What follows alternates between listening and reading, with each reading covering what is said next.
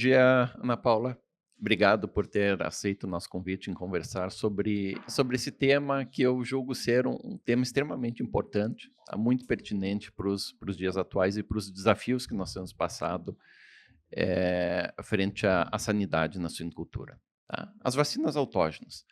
Vacina autógena não é algo novo, é um produto customizado, mas que há muito tempo já se trabalha com esse conceito. Como é que foi a evolução? Se houve mudanças? Como que está, se nós fizermos um comparativo numa linha de tempo, como que era a vacina autógena e como que é a vacina autógena nos tempos de hoje? Bom dia, Paulo, e todos que estão nos escutando. Obrigada eu pelo convite. Falar sobre vacinas autógenas é uma lida diária minha já há 5 anos, né? Então, o processo, ele iniciou lá atrás, em 1988, né? Ele traz a ideia do que nós buscamos, que é imunizar o nosso plantel antes da doença ocorrer.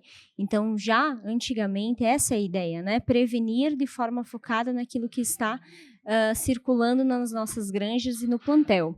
Mas o principal nós tivemos aí uma profissionalização tanto do pessoal que está a campo, né, a entrada de várias outras empresas, trazendo também essa concorrência saudável, né, onde todo mundo tenta evoluir o processo com outras ferramentas, tanto de diagnóstico para a escolha das sementes, quanto também os processos fabris.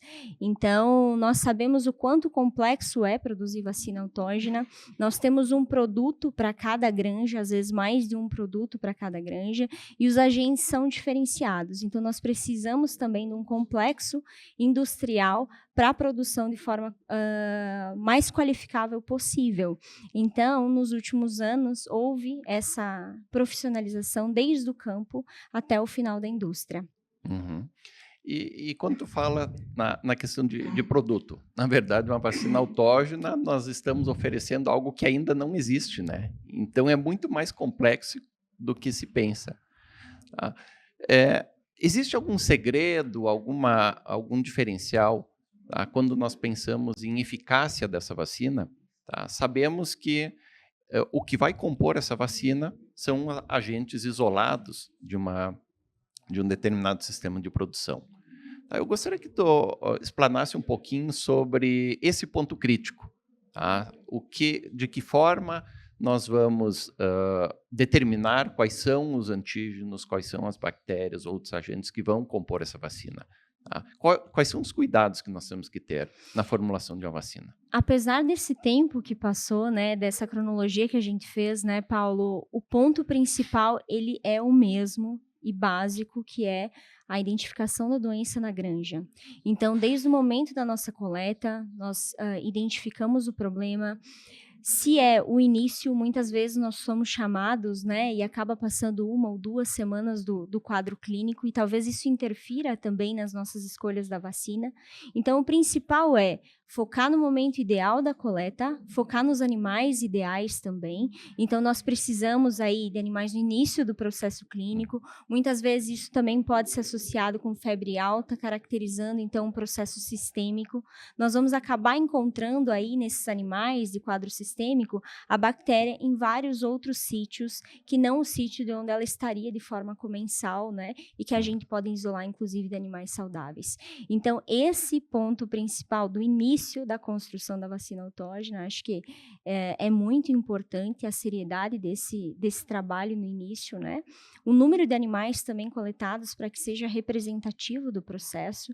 Então, muitas vezes nós temos mais de um tipo de quadro clínico, às vezes respiratório, neurológico, entérico. É importante que nós possamos pesquisar todos eles, baseando isso também num diagnóstico integrativo. Então, a gente traz todas as lacunas do diagnóstico, desde a interpretação do caso clínico, as lesões macroscópicas, as lesões microscópicas, muitas vezes associado com a histopatologia, e além disso, é claro, biologia molecular, isolamento, tipificação, identificação de genes de virulência. Então, esse Então, seria... vai muito além do que simplesmente chegar na propriedade, escolher um animal e fazer o isolamento e definir que é aquele o problema. Isso Passa por mesmo. uma avaliação clínica da propriedade, por uma escolha correta dos animais. E existe uma monitoria frequente desses resultados? Ou uma vez que eu consiga montar uma formulação de vacina. Essa vacina vai ser sempre utilizada dessa mesma forma na propriedade.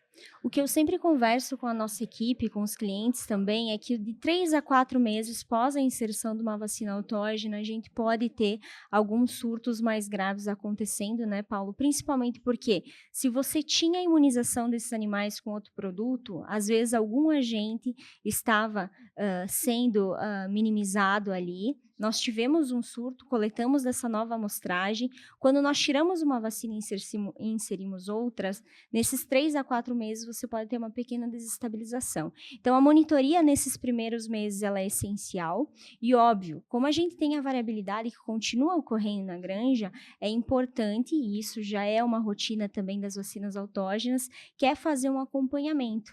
Óbvio, todo surto ele deve ser acompanhado de forma imediata, até para que a gente veja se é necessário alguma atualização da vacina, mesmo depois desses 3 a 4 meses. Uhum.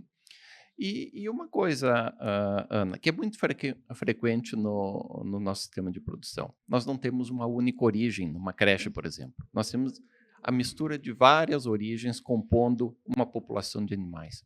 Como que nós vamos trabalhar em relação à vacina autógena com populações que não são homogêneas? O que a gente precisa entender, são exatamente quais são as nossas origens, né. Então é importante trabalharmos também com as pirâmides, esse já é um sistema que tem que ser, aprovado pelo cliente, né, e entendido a importância dele, para que a partir do momento que a gente saiba que apesar de haver misturas, essas misturas são de determinadas granjas, eu consiga rastrear quais são todos os agentes envolvidos e consequentemente identificar quais seriam os principais.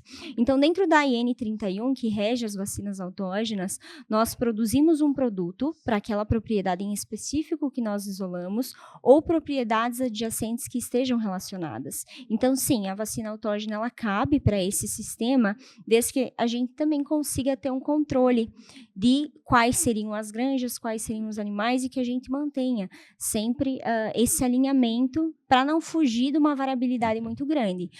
Muito comum nesses casos tive algum problema dentro da minha granja e acabei inserindo uma nova origem.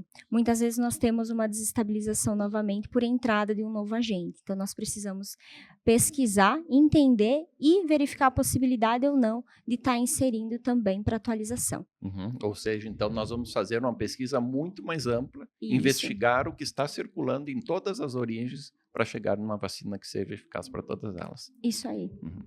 E em que situação eu vou optar pelo uso de uma vacina autógena? Hoje nós temos várias vacinas comerciais e temos o conceito de autógena. O que vai me levar a pensar no uso de uma vacina autógena? Acho que o principal é você ter uma perda zootécnica, você ter mortalidade, né? Isso induz você a já pensar que existe uma variabilidade dos agentes no teu plantel, que a vacina atual não está conferindo imunidade. Então, hoje, muitas vezes as vacinas comerciais também possuem mais de um agente. Então, será que eu preciso mesmo sobrecarregar os meus animais imunitariamente para produzir imunidade para um agente que não está me causando problema? Então, a vacina autógena vem nessa linha. Vamos focar no que realmente está causando o problema, no que realmente está causando a doença e conferir uma imunidade eficaz específica. Ok. E a vacina autógena ela tem uma particularidade que foge das demais vacinas, que é a questão de flexibilidade na sua composição, correto? Correto. E isso nos dá uma facilidade de trabalhar em sanidade. Tá? Hoje é muito claro que a sanidade ela está evoluindo. Os agentes estão evoluindo, eles estão se modificando, seja por estarem mais virulentos ou não. Tu comentaste um exemplo da Galacerella sorotipo 7, que era tida como não virulento e alguns trabalhos têm demonstrado essa virulência. Como é que tu vês o futuro dessa dinâmica de infecção? Se nós não controlarmos, né, a entrada desses agentes e muitas vezes a controlar a própria doença, nós temos mais chance de haver variabilidade. Então, trabalhar com biosseguridade, biossegurança é essencial para a gente conter, saber não só quem são as pessoas que entram nas nossas granjas, os animais que entram, transporte, para que a gente contenha isso o máximo possível. Caso a gente não trabalhe nesses pilares, nós vamos continuar aumentando cada vez a nossa variabilidade, dando chance, como por exemplo nos virais, de nós termos aí cepas cada vez mais patogênicas, né? Uhum.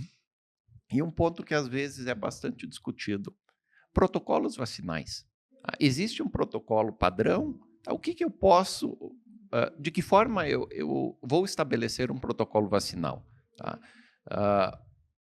Protocolos precoces, que muitas vezes se faz, protocolos ao desmame, protocolos mais tardios. De que forma eu vou determinar quando eu vou vacinar esse leitão? Eu acho que o importante é lembrar, a biologia não é matemática, né? Então a gente precisa visualizar e entender cada caso, cada granja e cada estado sanitário.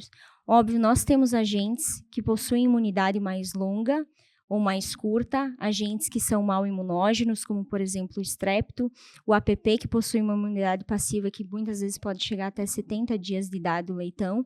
Então nós precisamos entender quem são exatamente os agentes e a partir disso qual é o nosso status. O que a gente pode utilizar como ferramenta são as sorologias, para entender o exato momento onde eu não vou interferir, principalmente com a imunidade passiva, com a imunidade ativa, e em que momento a doença ocorre. Então, muitas vezes nós temos aí alguns colegas que acabam tendo a doença extremamente tardia, abatendo os animais próximo a 200 dias de idade, então nós precisamos focar numa imunidade mais tardia. Ou nós temos o problema no início da creche, em maternidade, nós vamos focar em plantel reprodutivo. Então, cada caso é um caso, mas nós temos hoje ferramentas aí para nos auxiliar nessa tomada de decisão. Acho que o ponto-chave que tu comentaste agora, nós temos ferramenta. Eu acho que nós temos que desenvolver a cultura de usarmos o diagnóstico laboratorial como uma ferramenta de suporte, né? Para entendermos, para montarmos suporte. Tá? E por fim, tá? Qual é a grande vantagem de nós utilizarmos vacina em um plantel? É o futuro, né, Paulo? Na verdade, o futuro presente, porque a gente precisa prevenir antes de trabalhar só com o curativo. Então, nosso objetivo é ter no futuro aí, cada vez mais diminuição do uso de antibióticos. Então, para isso, com o alto desafio que nós temos nas nossas granjas, com o alto desempenho que a gente espera dos nossos animais, nós precisamos dar capacidade para ele responder frente a todos esses agentes. Então, a vacina vem em busca disso, de dar competência imunitária para ele responder e, consequentemente, desempenhar conforme nós necessitamos e queremos, né? Uhum. Ok, muito obrigado, Ana Paula, pela sua contribuição. Acho que realmente não temos hoje como pensar em uma boa sanidade sem pensarmos em desenvolvimento robusto de imunidade. Muito obrigado pela sua contribuição. Obrigada, Paula, e obrigada a toda a equipe também do Núcleo. Parabéns.